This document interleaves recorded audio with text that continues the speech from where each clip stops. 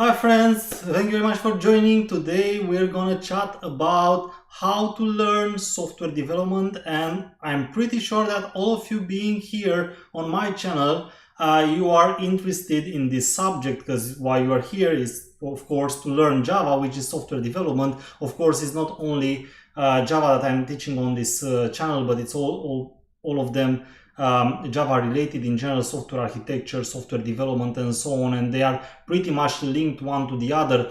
So I said I should schedule such a talk where we discuss tips and tricks to easier learn software development, and this is, of course, as some of you might have already seen, not necessarily an easy thing to do. Software development doesn't always have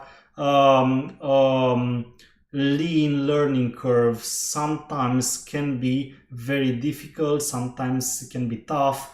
Sometimes people quit because they think they can't do it, but that's because usually there are thresholds over which you have to step, and sometimes you have to stay a longer time under the threshold before being able to make the leap.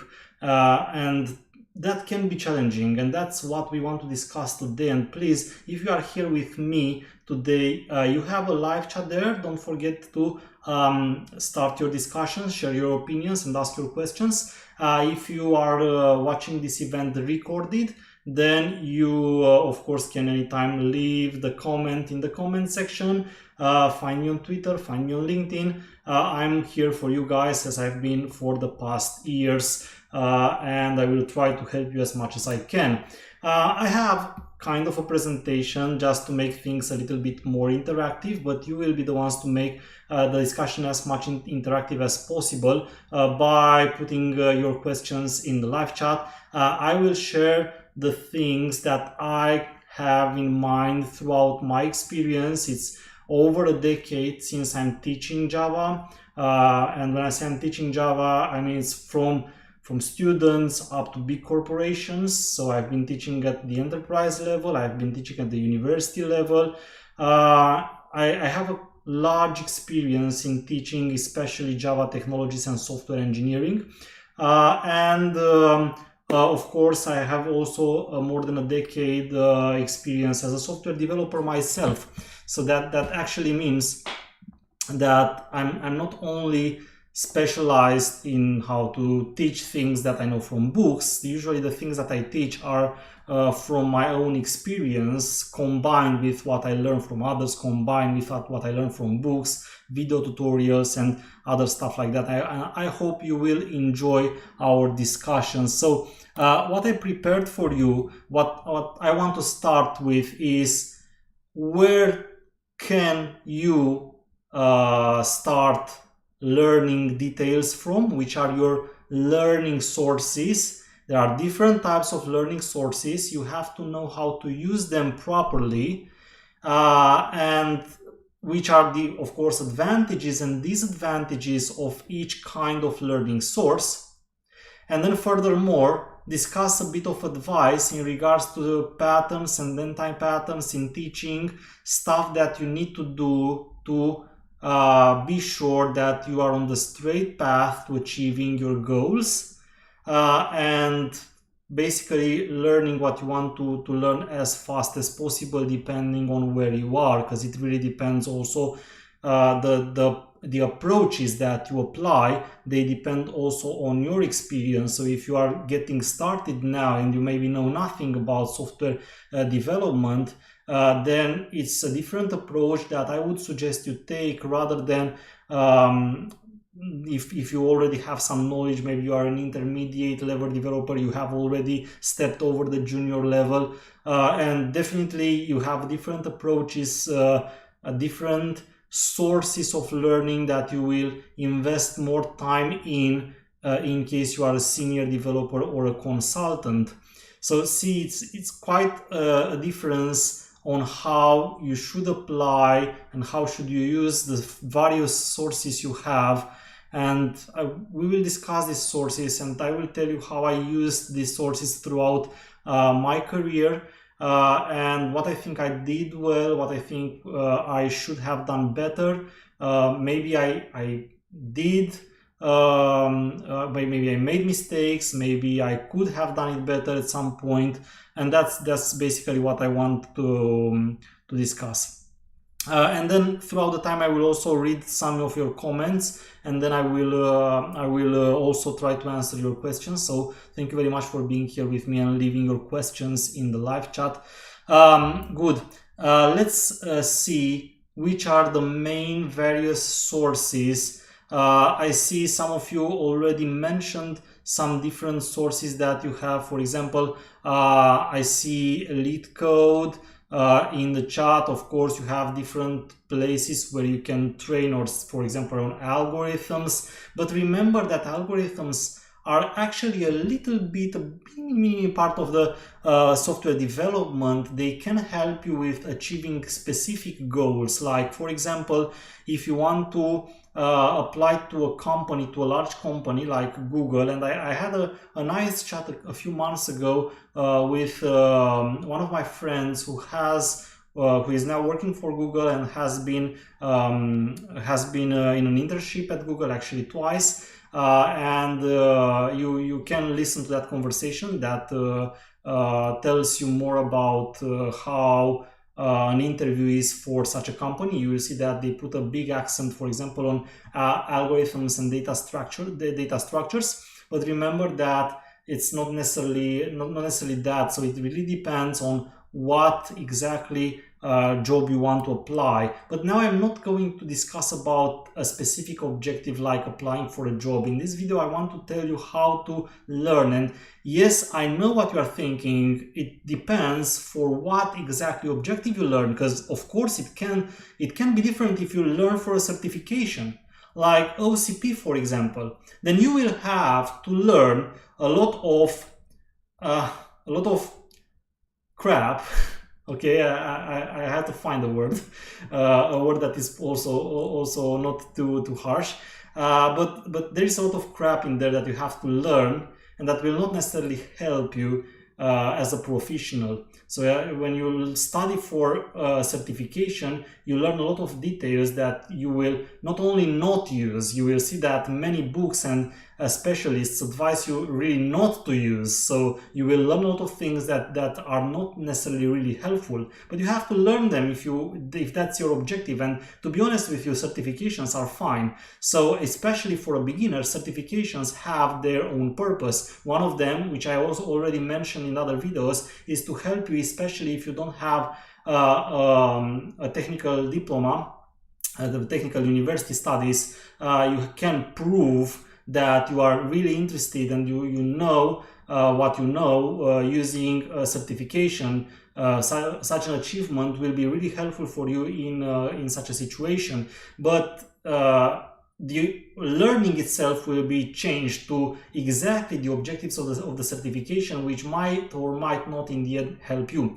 But again, aside from the objective, let's say that you simply want to learn software, to be better in writing software, consulting software, like really implementing software with a specific set of technologies. And that's what most of the people look like, because once you got employed, you will not care that much about data structures and algorithms, and your objectives will change to like learning how to make valuable software. And 90% of making valuable software is more than just knowing how to parse a tree, sort a list in 7 kind of ways and stuff like that. So that's basically where I'm going to. And we have a lot of ways. We have books, we have video tutorials, shorts. Now you will find shorts on Instagram, on YouTube. You will find plenty of articles. Conferences are great, especially if you are an intermediate plus developer. I will explain why this is my perspective on conferences. I don't say that junior developers don't benefit, but conferences, you will see, they are their point of strength is interaction with other specialists. They kind of tend to be very valuable when you are an average plus developer. If you are an under average developer yet, maybe you still want to gather a little bit more knowledge so that you have things you want to discuss at the conference. And then, of course, projects where I can take it as independent projects you have. I can take it as projects like Manning's Life projects, for example. It can be LeetCode, it can be coding game and stuff like that. When I say projects, I mean applying what you do in a practical way, whatever the choice is. And as you have discovered, there are a lot of choices in this particular domain already. So let's start with the books. There are advantages and disadvantages in books, and I know quite a lot of things about books because I've been reading a lot and I've even wrote a few books myself. But books for me the first way to learn software development, and not necessarily because I necessarily found them at that time as being the best or better than other choices, is because I didn't really have so many choices when I started learning programming, because internet was really not that much accessible as it is today. It didn't contain so much information as it does today.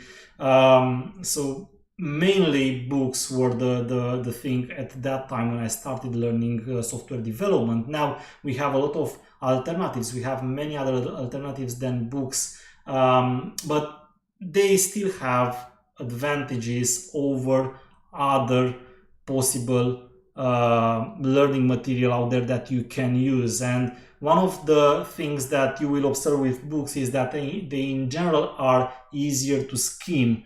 Easier to skim means that you can just go through the pages and stop at a specific point, easily find some specific subject. They have a table of contents, they have an index. You can simply open them. You don't necessarily have to, like when you see a video, it's much more difficult to go on the timeline and see exactly where is your point of interest. Whether with a book, you can just like this to the pages, have a book here, and I continue loving books on paper. So I have a book here and I can do like this and I can stop at a page, or especially if the book is really well done, it will have a lot of diagrams. So it's very easy. And the reason people ask me when I write a book, and you have reviews during the book development, and the reviewers are simply normal readers. They are chosen normal readers interested in the subject, so that they are not specialized in how to write books. And usually, because they tend to read it cover to cover, they don't understand why do I always repeat information. When I write a book, I always repeat information in the visual itself. So you will sometimes almost read the same thing as a paragraph and as annotations in the visual. And the reason why you do that is because when someone opens the book, they can skim it. And when they skim it, they usually tend to stop at graphics. So a graphic is, if the book is good, a graphic will be especially where it should draw attention. It should draw the reader attention. And then if you add the annotations there, the next thing the reader does when they see the visuals is reading the annotations. So then they can go into more details in the text. And books are really, really great at skimming. That's one point. It's an advantage over a usual video tutorial, usually long video tutorials like my video tutorials, for example. Now, what other and especially people who develop video tutorials paid, and they invest time in making in making that specific video, they tend to cut it and make very short chapters of the video to make it easier to skim, but it's not still the same thing as a book is from this point of view. So That's one of the advantages. The second advantage is that always a book treats a whole subject cover to cover. So that's where I'm going to point one of the anti-patterns that I will mention also at the very end of my discussion is the skimmer can be an anti-pattern, meaning that let's say I'm a software developer, I'm a junior or an above junior, maybe an intermediate software developer. I'm not an expert yet in a specific domain, yet someone asks me to do something that I don't know. It happens to all of us at some point. You need to implement, say, JWT authentication, and this is the first time you hear about JWT. What do? The really first thing you shouldn't do is try to go directly to finding out how to implement JWT authentication, because JWT authentication is not basic stuff. And you need to know a lot of things, for example, in Spring Security, before you understand properly how to implement an OAuth 2 grant type. And that's most of the cases where a lot of developers start to be frustrated, is because they try to simply learn some specific chapter without properly making sure that they know very well the basics before. And I have situations even with the books where people leave me a message. I'm reading chapter 15 about OAuth 2 and implementing the resource server. And I don't understand it. What does authentication and authentication provider mean? And then I send them a message back. Well, authentication and authentication provider, they are some contracts which have been described in chapter 4. So it's normal you don't understand them if you just went straight to learning JWT. You can't do that unless you already have the basics up front. So that's why a book is a very good subject when you want to learn a subject like head to feet, meaning from top to bottom, from cover to cover. And then you can use the book to skim through it once you have already learned the subject. So the skimmer anti-pattern is actually trying to skim at a specific chapter of a book when you haven't read it up front. If you buy the book and expect further to be able to just go to one of the last chapters, read it and apply it, it might work, but it's not always. My advice is, when you learn from a book, you first read it cover to cover, and then you still keep it in your book, on your bookshelf, so that you can skim through it and remember things whenever you have, of course, forgotten them. That's how a book should be used for learning, in my perspective. A book is not and will never provide you a specific solution. I also have people trying to read my book, and then they say, why don't I find the exact example I need to apply like I need it in my application? Because software development is software development. You will not find in any book or tutorial, it's very unlikely you will find exactly the thing you need to apply in your system. You read a dozen of books, and the more you read, the more you will have knowledge about the pieces of the gears you need to put together in your mechanism to work the way you need it. There will be unlikely any book or video tutorial or anything, that article that you will find to tell you precisely how to implement a specific thing, because if it were that easy, when AI in that case would have already taken a software developer's role, and ChatGPT would have now been already writing software instead of you. So then we clearly see that's not the case. So that's because software development is still something which implies creativity. Okay. So the fact that it's easy to skim is that after you have read cover to cover the subject and you have learned the subject that the specific book treats, then you can easily skim through it and find whatever you need to remember, or you can go back to a specific chapter, and it's very, very easy. The disadvantages of books is, of course, they are costly, and I don't encourage piracy. I know it happens, but let's say that you do buy the books, and I was buying books before having access to what now is known as O'Reilly Learning. Previously it was known as Safari Books Online. Some people still call it Safari Books Online. I was actually spending about, I calculated at some point, I was spending about $450 per year on books. So that's how much I was spending before having access to Safari Books Online, which is now named as O'Reilly Learning. Then Safari Books Online appeared, I created an account, I was spending a little bit less, and now I have it from my company, which is really good, so I don't spend any money on books anymore.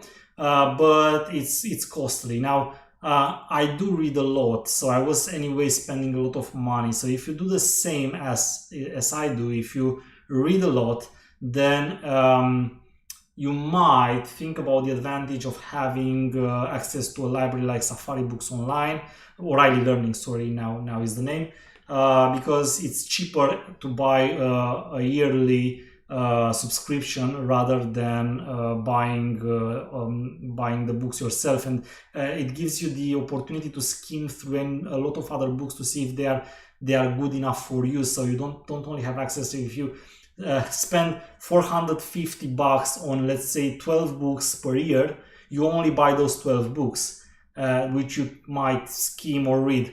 But if you buy access to O'Reilly Learning, then you buy access to absolutely everything, and then that means that you will definitely read more. So it's a higher advantage. Of course, don't buy a subscription unless you really read more than 10 books a year, because if you don't do that, then of course you will lose the money, and that's not what you want.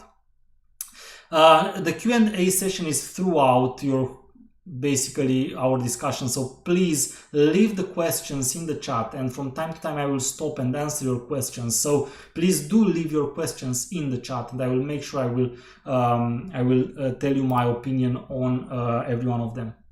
Of course, a book is also sometimes difficult to focus on, and it in my experience have been feedback as having less attraction to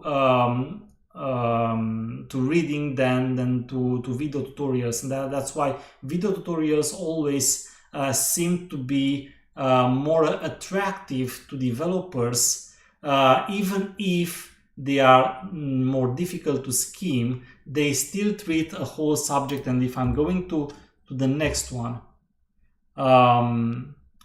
which is video tutorials, I will tell you that the feedback I got throughout the years from my students is that video tutorials are found by the majority as being less boring, and they have additional dimensions, meaning that you can really see, for example, when you watch me, one of my tutorials, you watch me writing the code, and writing the code, as you probably already know, is not, you don't write it line by line. You go there, you skip that one, you go on the other side, you create a database, you create a script. So it's not linear.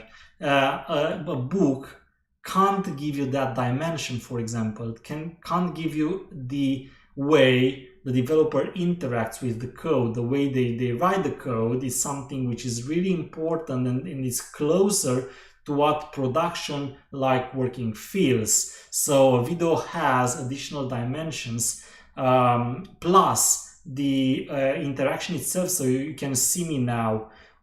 You can't see me when you read my Spring Security in action, okay? If you read my Spring Security in action, you can't see me, which makes it less personal. Even if there are tricks where you can make it a little bit more personal, like speaking on the second person, it's still not the same as seeing me discussing with you and answering your questions that you leave in the comment section. Going back to books, my advice for you on how to find good books. I already told you that you can have a subscription. By the way, I'm not making any advertisement here on O'Reilly Learning. I'm not even working with O'Reilly, guys. I'm working with Manning. So in case you thought this is not commercial, I'm just telling you my own experience. Okay, you wanted to do it like that, you do it. You don't want. This is not advertisement. Okay, this is not a commercial video.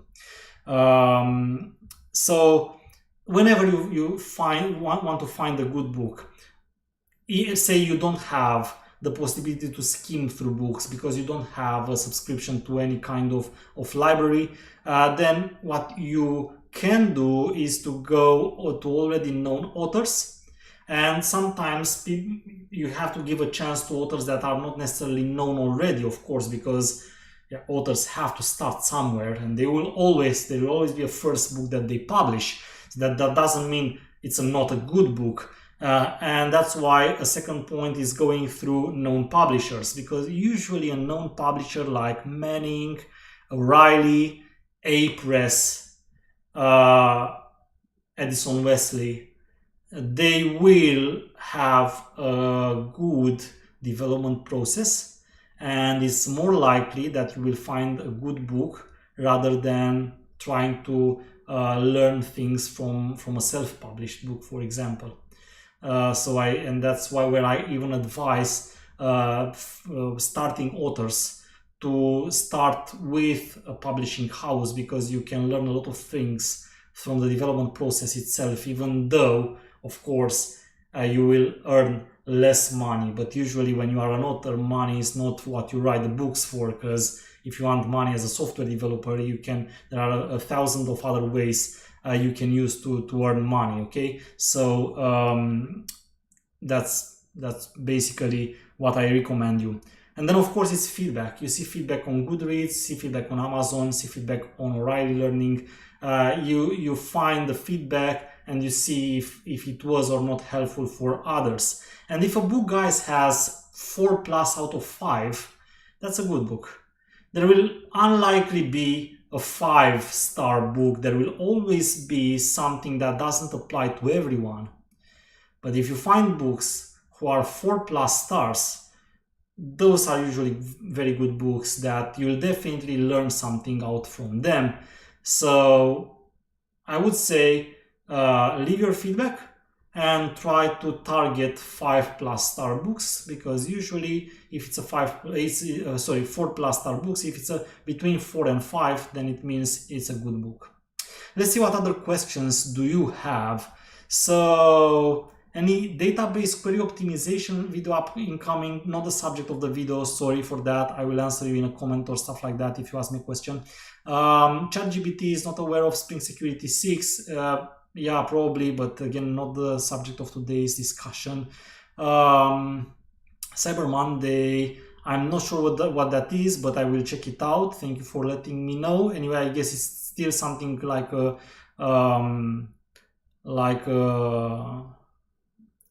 provider for the information that also costs a subscription. Take on data structure and algorithm for junior positions. Should one become expert or just cover the basics? Honestly, guys, I would definitely recommend you cover the basics. I don't think that becoming an expert in data structures and algorithms will help you later. What are top 5 must-read books for a Java developer in my opinion? You know, I would be biased by this question to recommend you some of my books as well, but because of that, let me tell you which are some books that I would recommend you read today at the moment of recording this video as Java developer, which are not the books I wrote. I would recommend you definitely the OCP 17 and anyway, the OCP study guide, whatever your version will be in the future when you see this video, from Jane Boyarsky and Scott Selikoff. And that's basically a first book I would recommend to anyone, because even if you don't have the certification as an objective, the book really treats very well the Java fundamentals and stuff that you need to know. Then, of course, I do still recommend you learn things about design patterns as well. And then I would go with finding some books on Spring and Spring Boot at the moment, and of course JPA and Hibernate. And I can tell you that some good books I know are books from Mark Heckler, Spring Boot Up and Running, for example, from Craig Walls, Spring in Action, which is a little bit more advanced, but it's a must read. And of course, something that you find on Spring Data and Hibernate and JPA. Okay, that's the one. Then I do not prefer books. Can I get great knowledge without them? Yes, you can, and that's basically what we are going to discuss next. Videos and shorts. So video tutorials, and I will continue once I finish with the questions. How do I memorize code flow? Is there a way to develop skills? A very good question. I don't like the word memorize, because you should definitely not learn things by heart in software development. You should learn principles by heart in software development, but not code. So how should you memorize code? I would not recommend you memorize code. How do you make yourself a better developer is by practice. Practice is what makes you better in any kind of thing that you are doing. See that guitar and that piano behind me. A real musician, not me, because I'm not a real musician, a real musician would spend about 8 hours per day studying a musical instrument. That's the level of practice you need to be a really good practitioner on any kind of musical instrument. Playing an orchestra, a real orchestra, for example, you need to study 8 hours a day. Sometimes you study the same measure for 8 hours. That's how it goes. But I'm not asking that from you guys. You are software developers, and you are very lucky. You know why are you very lucky? Those guys are studying their musical instrument 8 hours a day. I don't even ask you for 8 hours a week. I do ask you, if you really want to be professionals, to at least spend 4 hours per week. 4 hours per week is what I'm asking you. That's what I'm doing for, I don't know, let's say 15 years already. For 15 years already, I'm spending at least 4 hours per week. Let's say I'm spending 4 hours in average per week to study. But when I say to study, it's not to work, not to deliver video tutorials. It's when I'm simply reserve that time for me during a Saturday, a Sunday. Maybe I'm studying 2 hours today, an hour tomorrow, and an hour the next day. I said 4 hours a week. They don't need to be 4 hours one after the other. With 4 hours a week, you can really be a very good expert. But those 4 hours should be reserved for studying. And studying would mean reading books, watching video tutorials, and applying what you have learned within theoretical projects that would help you understand better, like proof of concepts on what you learn that you might throw away. They will not bring you money. They are not the projects you get money from when you are employed as a developer. But they will bring you the knowledge you need, and they will put on the knowledge you need. And they will make it stick in your head. So you don't have to memorize anything, but you have to practice. And unlike the unlucky musicians who have to study a lot and practice a lot their instruments, you are fortunate to be software developers. And if you will reserve 4 hours per week, I promise you, this will be more than enough, and you will have also time for your friends and family. A lot of people ask me, how can you also do all the things that you do? Do you also have time for things that you love? And yeah, I say yes. I have time to play my piano. I have time for my friends and family. I have time for going out for a beer and stuff like that. Because it's not like I'm doing 8 hours per day learning after 8 hours per day working. And that's all my time. I'm spending no more usually than 4 hours per week learning. and that in my experience is more than enough. Video tutorials, to answer another question that you had above, is an alternative to books. You don't like books, no problem. A lot of people don't like books. And again, they have the disadvantage of being boring. It's actually more than 50% of my students experience being bored by reading books, less than rather being bored by watching video tutorials. So one of your alternatives is video tutorials. Be attentive that video tutorials are same as books. You don't go to the, say you learn Spring Security from this channel, and I have a lot of lessons out there, and they are numbered, and they are in an order, 1, 2, 3, 4, 5, 6, and so on. If you have never used Spring Security, you don't expect going to lesson 16 and understanding what's there. You might or you might not, but the chances are rather that you will not understand.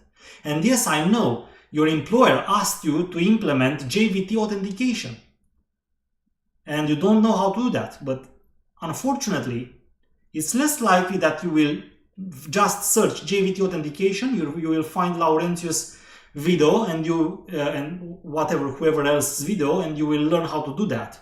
You know why? Because even if you are successful in applying what you see in that video, mine or others, you will still not be sure that what you implemented is what you really needed to implement.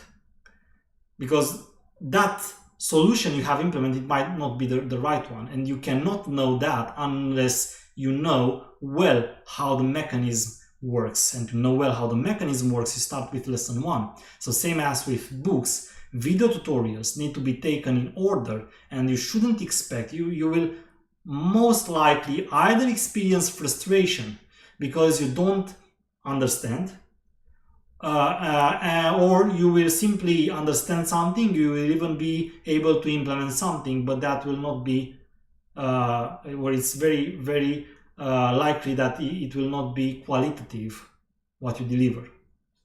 So, and of course, you might ask me then, what should I do if my employer asks me to implement this subject and I don't know? There are 2 options for you. First option, you tell whoever gave you that task, I don't know how to do this properly now, and I need time to study it, maybe even make a proof of concept first. And only then, when I'm comfortable with what I've learned and I know multiple solutions and opinions about this, I'm able to tell you that this is the way to implement it. But that means it will not take me a couple of days, it will rather take me a couple of weeks. That's your first option. If that doesn't work, the second option is, please give me someone, or give this task to someone who already knows how to implement it. That's how it should work. You skip this advice, you will end up with probably lack of quality in your software. That's my experience as a consultant. I've seen this so many times, I cannot count them. As a consultant, I have been consulting many projects. One of the biggest problems is managers trying to save time and sometimes implementing things fast because time costs money. They end up with a lot of technical debt, and that's another subject, but I will discuss technical debt in one of the presentations I will deliver in the next conferences this year, and maybe in one of the next videos on this channel. Try not to do that if you want to get my advice. What do you think of ways to keep yourself motivated to constantly learn? That's a really good question, actually, isn't it? So how do you keep yourself motivated? Honestly, guys, I don't really know what motivates me. I simply like to learn, but what I do is I try not to keep always learning the same thing. And I say not the same thing, don't mean I'm not learning Java all the time, because honestly, Java is the only thing I'm learning. People ask me, how well do you know JavaScript, for example? I say, I have no idea, I don't know JavaScript. Well, I know a little bit about JavaScript, but I'm not a front-end developer, and they are surprised. How can you be a consultant, or how can you have so much experience and not be a full stack? I don't believe in full stacks, guys, because I'm learning Java for so many years and I still don't know all the things. So I'm pretty much sure that if I don't know Java very well, which is only one topic, it would be probably impossible, at least for me. I don't have the capacity to learn more than that. So it's when I say learn different things, I don't mean learn different technical things. I mean learn something outside of your area of expertise. If you are a software developer and you learn Java those 4 hours a week, but try to learn something else which is totally different, like foreign language. Try to learn something totally different as a musical instrument. Try to do sport. Sport is very important. Sometimes I'm learning 1 hour. I'm going and do some exercising outside.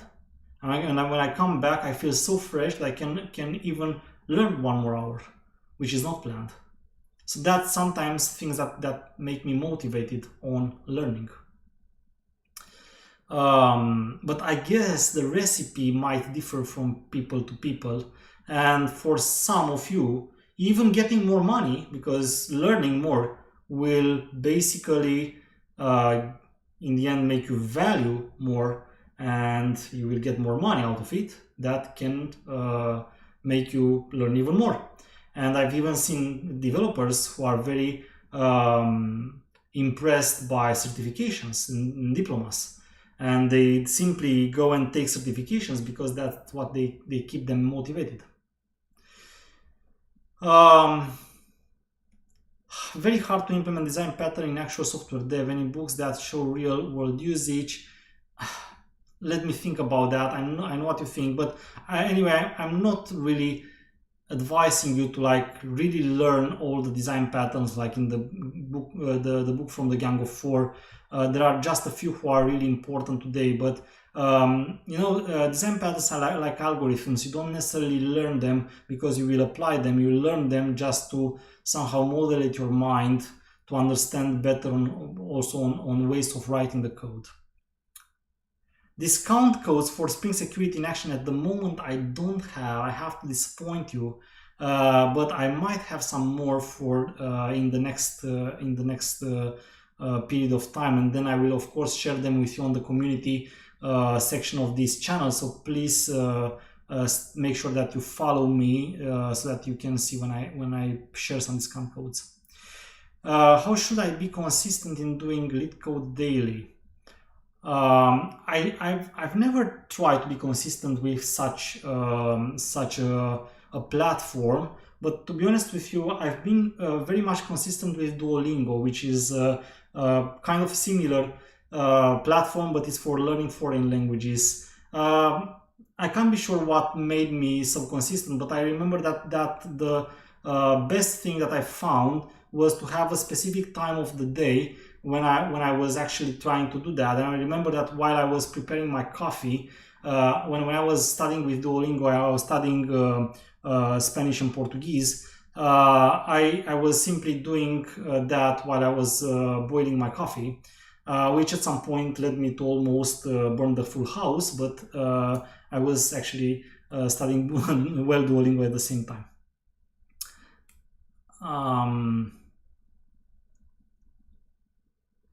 Okay, assist, can I apply to Endava? Let's take it separately. What do you think about ChatGPT? Very nice tool. And I don't have another. I just use it for fun for the moment, so I'm not part of the guys who think that will replace any job in the near future. Is design pattern subset of system design? Any books recommendation to manage code complexity? Spring in Action. Maybe it's one of the best books. I also recommend you Spring Boot Up and Running, actually from Mark Heckler. And why not, if you haven't tried it yet, my Spring Start here. Let's go to another subject. It's the shorts. Shorts are really nice. I use them usually late when it's like 10 p.m., 11 p.m. I'm trying to sleep, I'm in bed, and I'm seeing a lot of shorts, and in the shorts that I'm seeing are from different categories, not necessarily from software development, but they might be related to different aspects that I want to learn. The idea is that shorts, that's things that are videos that are 30 seconds, 1 minute long, they are very easy to just make you aware of some news, maybe show you something that you might have not seen previously. They are not something that I would recommend you use for learning purposes. Like, it's not like a book you read chapter to cover or a series of videos, but they are, if you want to make a good use of that late time when you anyway are not very you don't have a lot of energy, so you can't be very productive at the end of the day, but you just stay in bed like all of us with your mobile phone in front of your eyes, which, yes, I know, according to a lot of psychologists and people specialized in social domain, we shouldn't do. Yeah, I know we shouldn't stay with your mobile phone in bed. I'm doing that all the time, and I'm pretty sure a lot of you do that. If you want to make that productive, watch shorts.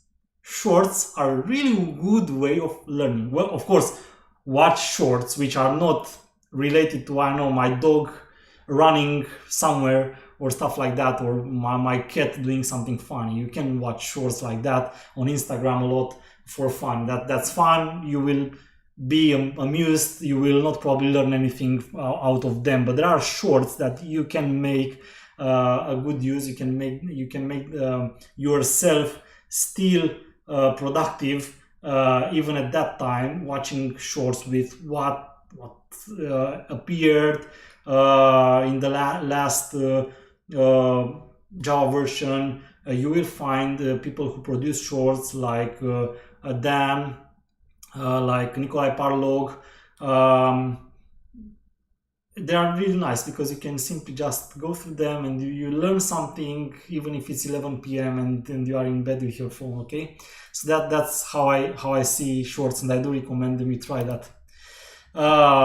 Yeah, of course, I usually do recommend you watch the number of subscribers when you look for shorts, and of course subscribe if you find shorts order that you really like. So you can find my recommended channels, but they are not necessarily all of them, but of course you can find very good tutorials and shorts over YouTube, and in general over the internet. Shorts can be found on Instagram as well. You can use Twitter for news and stuff like that. And then you have articles, of course. We know articles. They are easy to search because you can easily find an article on web. They are also, same as books, usually easy to skim through, so you don't necessarily have to read an article from the first to the bottom line if they are well structured. You can even go only through the figures, so visuals, only through code. They should contain code. Very, very easy if you want to read on a specific topic. What you need to be attentive with articles is that they might be outdated. Remember that technology changes very quickly today. If you take something like Java, Spring Security, anything in the Spring family, they change pretty quickly. And that can be annoying because you find something that might have been very good at the moment the article was written. It might be outdated at the moment, so make sure that you always, when you read an article, you try to find the date when the article was last updated, or at least when it was released. If you are writing articles, please make sure that you always fit in your article the date when you released the article, so that your readers will know and will be aware if what you have written there is or isn't potentially anymore used at the time they read the article. Include, and the best would be to include an updated time rather than a release time, because it doesn't really matter when you release the article. It matters if you kept it updated. So make sure that you have the time when you update the article, and if you read an article, make sure it has a time that tells you when the article was last time updated, and that will tell you if potentially you might want to look further for a new solution, even if what is in that article is working. Remember, it might not be the best solution. As an example, you will still find a lot of articles around the web that use Java util date. You shouldn't use Java util date anymore. If you are a beginner with Java and you find and you try to search with operations on dates and times on Google, it's very likely you will find examples on how to do that with the calendar interface, the Gregorian calendar implementation, and the Java util date. That's problematic, and it's even supported by search engines, because search engines tend to display as first results the things that are better indexed, and sometimes older things are better indexed than new ones. So you need to be very careful. Then articles and answers to questions to different platforms such Stack Overflow, Quora, Reddit, LinkedIn, Twitter sometimes. They might be workarounds to a solution. It really makes sense to read a book on a subject if you are unaware of the subject totally. The same example as previously. Say you need to implement JWT authentication. You've never used Spring Security, but you need now to implement JWT authentication with Spring Security. The next thing you do is not searching on the internet articles and answers on Stack Overflow. Because if you do that, you might find workarounds that you don't understand. And the funny thing is that they might even work, but they might not be the way you need to implement that stuff in your system. Because remember, systems are different, and you really need to understand how different gears work to be able to really put them together well. Let's see some other questions that you have. Does LeetCode help outside the interview? Well, anything that helps you learning will help you also in writing code, because at least when you study algorithms like on platforms like LeetCode, for example, you will still it will still help you model your mind in to be more algorithmic. You will train that side of your brain that deals with that. That happens even if you make arithmetic calculations and you solve puzzles and stuff like that. The idea is, and my advice is, don't do only that. Because if you only stick with only one platform, it will not bring you all the possibilities, and it might become also boring. So I don't think that sticking to a platform, whatever that platform is, will be good as a technique in learning. Have you ever burned out from learning? No, actually I've never burned out from learning, but I have burned out from working. And one of my advice, guys, is try not to burn out. Burnout usually comes as a result not of too much work. Too much work doesn't burn you out. Stress burns you out. So if you work a lot, but you are not stressed, you will not burn out, I promise you. So if you alternate what you are doing with learning 4 hours a week, and alternating learning with learning something else than technicalities, maybe reading a non-technical book as well, and always I do recommend you doing sport. I do sport a lot. I do recommend you sport 3 to 4 times a week as well. If you do that, even if it looks like you are working a lot, you will not burn out. If you stay inside the same thing and try to do the same thing again without having diversity, and you get stressed, then you will burn out. So burnout is a syndrome that, in my perspective, even though, be attentive, I'm not a specialist, I'm not a specialist in this domain, but as in my experience, it comes out of stress, not the amount of work that you are doing. Should a software engineer learn more than one language to become a good one? I wouldn't say that.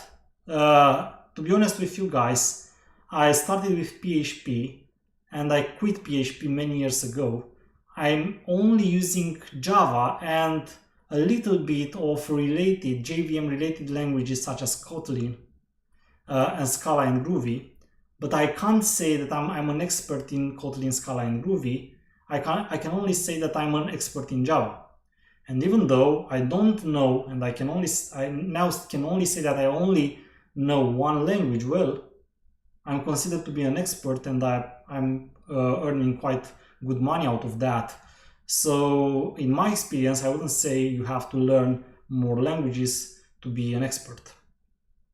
So there are other things that you would like to invest time in, which is improving your English, for example. It's very important to speak English as well as possible. You might want to improve your soft skills. Soft skills are very important. Persuasion skills, communication skills, but not necessarily knowing more than one language. Programming language will make you a better programmer. What do you think about other Java frameworks such as Vertex, Micronaut, and Quarkus? They are Java platforms. I use them. I have used them sometimes in projects. They are very good if they are used correctly. I don't know what opinion should I have, and I don't think it's related to today's discussion, so maybe we can take your question later if you want.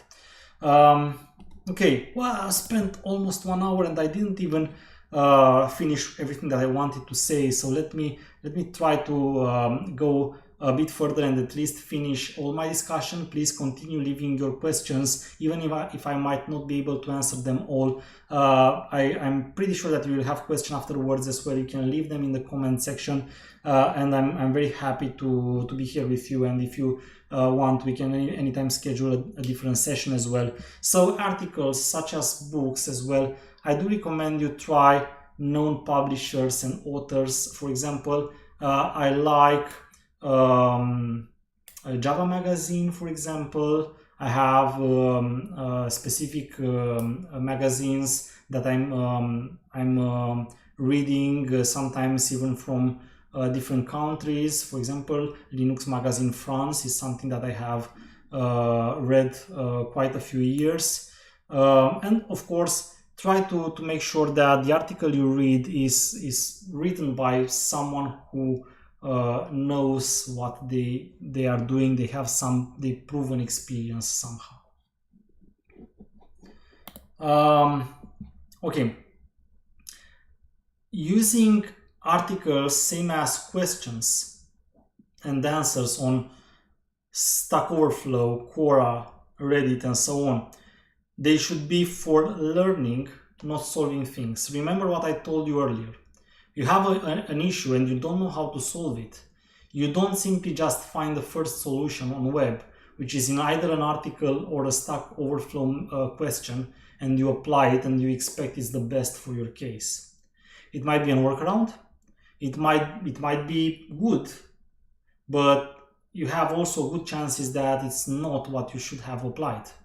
And in some cases, like domains such as security, for example, they can be even dangerous because you could literally introduce vulnerabilities in your application which can in the end cost your company a lot of money, and you don't want that. So these kinds of articles and questions and answers on different platforms such as Stack Overflow, Quora, Reddit, and so on, you can use them to learn and potentially as ideas of how to implement. But what I'm doing, for example, if I have to implement something, if I decide that I don't know how to implement that thing because I don't know the basics properly, and I start by searching, I find questions and answers related to that, and then after I have multiple overview, different solutions, then I start learning the basics, and I'm using books and video tutorials for that. And once I finished learning the basics on that specific subject, then I'm deciding which is the real solution I need to apply out of the multiple I found. I never ever find the solution on Stack Overflow and apply the first solution I found. That's an anti-pattern. You shouldn't do that. Okay. I know sometimes developers are afraid of spending time. They tell me, I don't have the time to do that. Who tells you don't have the time? Why are you afraid to take the time to learn that, to implement good quality software instead of applying the first solution you found on Stack Overflow? Why do you take the risk instead of making sure that you apply what you need to apply? So yeah, that's how things should go in this kind. So they're to satisfy your curiosity rather than solving stuff in most cases. They will give you options, but you need to study those options to decide further what you need to do. One other thing, sometimes people ask me, because I try to answer as much as possible all the questions that you give me, you ask me on YouTube, LinkedIn, Twitter, and you have seen that I'm trying my best. But sometimes people ask me questions like, how should I do this in my specific system? And in that case, I usually answer them, well, I can maybe give you an idea on how to do that. But it's unlikely that I can give you advice on how to implement that exact stuff on that on a software that I have never seen. That's usually called consultancy. And when I do consultancy, guys, the way it happens is like this. Someone employs me and I'm spending days reviewing their system. They never employ me. They ask me, they say, Laurențiu, I'm paying you for 1 day. Tell me what is the solution to this specific question. And then I'm telling them the solution, I'm invoicing them and I get the money. No, it never happens like that. It can't happen like that. They usually employ me sometimes for more than 1 month. I review their system. I take notes. I learn things that I don't know. I study. And then I come with several solutions. I explain them. What are the advantages and disadvantages to those specific solutions? And I'm telling them what is the first, second, third solution I would apply, in my opinion. And then they might want to apply them or not. It's their problem. I don't care about that. But it doesn't work like they ask me a question, I'm answering them and I'm invoicing them, that's it. It's not like that. That's not consultancy. Consultancy is much more difficult than that. You know, that's why sometimes I can't answer your questions, because if you ask me questions about 2 specific things this is how I'm doing and how do I do that, I have no idea. I need to see the system. I need to study it to give you a solution to that specific problem you have. I'm not a wizard, okay? So that's how it works. More questions. Design patterns, again, let's keep on that which is not related. My company uses old technology. Should I start looking for another job where I can still get valuable experience? You can get valuable experience from old technologies, but I would recommend you don't stick with that too much. When you feel you don't have things to learn and your company doesn't want to upgrade their technologies for whatever reasons they have, we don't have to push anyone to do that if they don't think it's part of their culture to upgrade. Yes, you should think about finding some other project to help you get out of the comfort zone. The comfort zone is very important. If you only stay inside, you will never grow. You always should feel you are out of your comfort from once in a while. And when you're out of the comfort, when you feel that thing is difficult and you don't like it, but you learn and you become more valuable. So it's good to stay a while, even with old software, you still have things to learn. Don't stay too long. Stay just until it becomes too comfortable. When it becomes too comfortable, change and go out of your comfort zone, learn something else. Depending on how agile you are, you can choose to be a consultant like me. If you are a consultant, it's very difficult because you will always have to work with different business domains and different technologies. So you will have to learn a lot, not only technically, but also from the business point of view, use cases.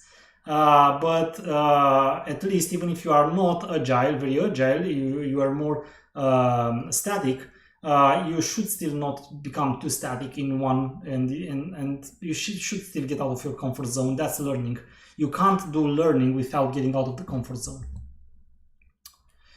And then I do always advise, guys, do communicate. You know, the one thing I really missed a lot when the pandemic started, when COVID started, was interaction with people. Conferences, it's about interaction with people.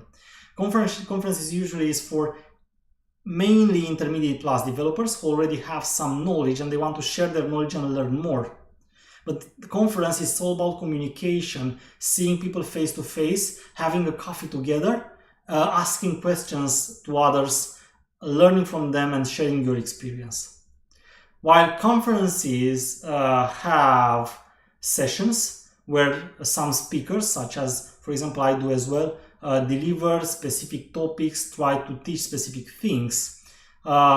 Conference is not related only to attend sessions and learn from sessions. Sessions only give you ideas, same as questions on Stack Overflow and Reddit, and such as articles. They will not teach you the thing. They will tell you that the thing exists. They will give you the news. They will mainly tell you where should you look, but you still have to learn from specific other sources such as books and video tutorials.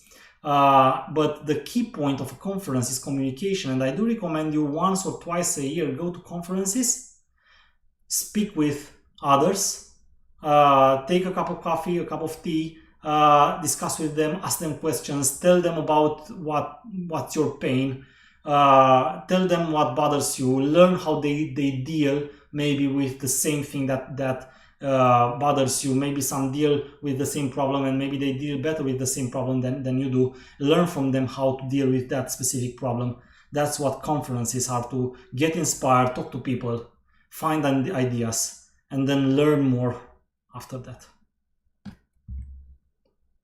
And then, of course, always apply what you have learned. To apply in specific projects, I'm doing that. I'm sometimes trying to implement things. They will not give me any money because it's things that I'm now applying, tomorrow I throw out. It's code, like proof of concepts, just that I do for myself, just to make sure that I understood what I read from a specific book or what I've learned from a specific tutorial or article. I apply that thing. And the good news is that you can fail. You can fail so many times as you can fail, as many times as you want. You can fail once, twice. You can just fail again and again until it works. You can apply several solutions to the same problem. You can create your own proof of concepts. You can find alternatives, and that's how you learn. And then when you have a specific similar problem that you have to solve in a real project, you will not fail again because you know already how you failed. And that's where you can basically use. And if you don't have ideas on projects, because sometimes people ask me, well, I don't have ideas, how can I invent a project? Well, if you really don't have ideas, then try a project like the life projects from many publications. You have a project, it's like they give you something to do and you can do it, and you can do it in different ways. You can fail, you can talk to people that have done it as well and stuff like that, and you can learn safely by applying what you learn without needing to be afraid that you apply it wrongly. Because if you do apply that in a real project, you might be afraid that that's true actually. You should be afraid that you apply it wrongly if you apply it using the anti-patterns that we discussed earlier. But the secret number one in studying remains practice, as I told you. Not necessarily 8 hours a day like a musician, but 4 hours a week should be enough. And if you don't study and practice all the time, don't expect to learn. Now, that's the last slide that I have. And at the end of the presentation, I will basically read a few more questions, and then I will quit because I'm very hungry, and then I will become hangry if I don't eat something. Yeah, as an idea, so to sum it up, don't be a skipper. Don't try to, I don't know, learn chapter 16 before reading chapters 1 to 15. If you don't know already the basics, don't skim. Skimming a book is very comfortably, it's one of the characteristics of a book, but you skim it after you read it cover to cover, or you already know the subject. You have bought the book, but you know the subject already, but you have bought the book and then you can skim it. If you don't know it, don't skim, don't try to go chapter 16, read it and expect that you will know how to apply it. It might create frustration, or it might lead you to solutions that are not the best for you in that case. Don't apply to the first solution that you find online. Always, when you have a problem, you find multiple solutions. It's not the first that you find on Stack Overflow. You find multiple solutions, you compare them, you read, you make sure you know the basics, you make sure you understand what each and every solution does, how it works, and then you decide which is the best based on consequences. Any solution to a problem will have different consequences. They will all have advantages and disadvantages. A good developer and a good software architect is the one who knows how to choose the proper solution which has for their specific case the least disadvantages and the most advantages. And then don't look for consultancy because consultancy, it doesn't work. Is again, if you buy Spring Security in Action and you expect you will find exactly your case applied here and you have just to copy the code, it doesn't work like that. That's just one example. It's about any book, video tutorial, article. It's very unlikely any resource itself will give you the exact way in which you should solve a specific problem you have in code. Software consultancy, which is something I do for many years already, is not about people asking me a question, I give them an answer, they give me the money. Or even if I will do it for free. Again, for any problem with a real organization, with a real enterprise, when I'm doing consultancy, it takes me many days, weeks sometimes, to come with solutions and to provide them with solutions and opinions. So that's basically how things work. And that's basically most of the things that I wanted to share with you. And of course, I might have skipped things, but please do tell me if you have questions. Do leave me your opinions in the comment section, and find me on Twitter and LinkedIn as well if you didn't find me already. And we can discuss, we can share opinions. Sharing opinions is another way we learn, and that's actually one of the most valuable ways in which you will upskill. So let's see what other questions you have, and then I will make sure I quit today's session, and we'll see each other in another session. Can you get to know a particular subject well enough and it's time to move to the next topic instead of digging deep? Well, I do know a topic deep enough, but remember, we discuss about topics or about universes. Because if you tell me a word such as Java or Spring, they are not topics, they are universes. They are huge. You will never get in knowing all of them. So for sure, you can't just stay stick on that. It doesn't mean you don't go further and you don't learn Quarkus just because you didn't finish with Spring. If that's philosophy, you would never go and learn Quarkus because you will never finish with Spring. And the same with different tomes, they call them. So it's not an epic, it's a tome. It's not a story, it's a tome, it's something very big, okay? So I wouldn't advise you like really stay on only one topic. Be diverse with what you learn, but try to not be too diverse, because if you start studying like Java, Python, JavaScript, C++, C#, I'm pretty sure you will not be an expert in either. Yeah, you can't be an expert, a consultant in either if you try to learn 5 different huge platforms. You need to have a boundary. that you feel it's your boundary of expertise. Don't you feel the pain in your eyes while staying a long time in front of screens, reading books and documentation? Well, I do feel pain in my eyes. I used to use some special glasses for that. Now I'm using contact lenses for that. So that's why you don't see me with the glasses. I try as much as possible to avoid staying too long just in front of the screen. I take breaks. I do recommend you take breaks. And again, I think it's the third time I mentioned this throughout this video, do sport. Take an hour break, do some sport, come back. It will not only relax your eyes, but also your body. So too many things to apply. Do you cherry pick what you apply?